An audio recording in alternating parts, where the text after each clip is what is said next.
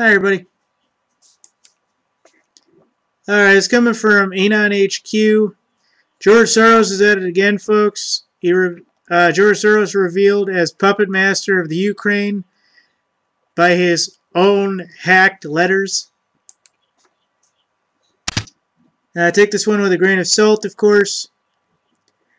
But basically, what we know are correspondences taken from billionaire and naturalized American speculator George Soros. The hacker group Cyber Burkett has published letters online that claim they were written by Soros. These letters reveal him as a puppet master of the U.S.-backed Ukraine regime. His machinations with the U.S. government and the officials of the European Union can be further understood in a scheme where he could gain billions of dollars in plundering the Ukraine assets at the expense of the Ukrainian citizens and the EU taxpayers.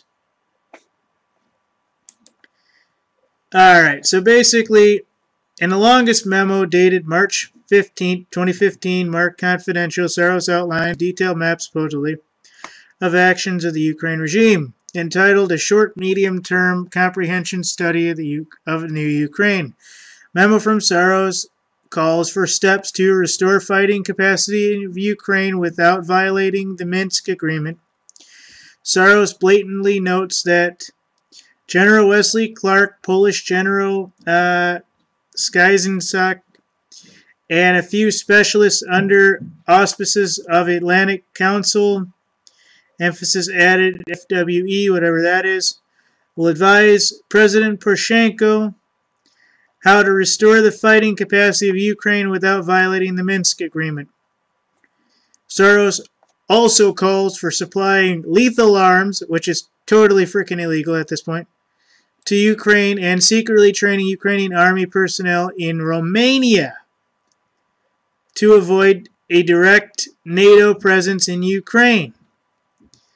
So this guy has got people who are training people in Ukraine and Romania to skip out on NATO to put these guys in Ukraine.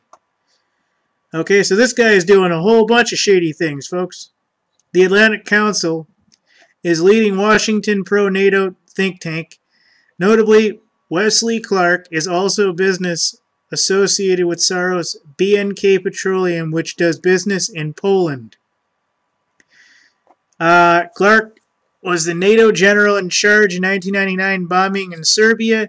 He had ordered NATO soldiers to fire on Russian soldiers guarding a Pristina international airport. The Russians were there as part of a joint NATO-Russia peacekeeping operation, supposedly to police Kosovo. British commander Mike Jackson refused Clark, retorting, "I'm not going to start the Third World War for you." Clark apparently decided to come out of retirement for the chance to have his crazed revenge against the Russians directly. So, I mean, there's another 3 pages of this, folks. I mean, holy crap if this has even got a grain of salt to it.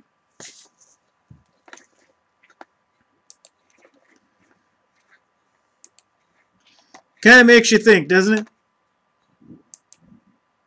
So many puppet masters, and yet we're worrying about Obama. Why doesn't somebody just citizen arrest Soros and be done with it?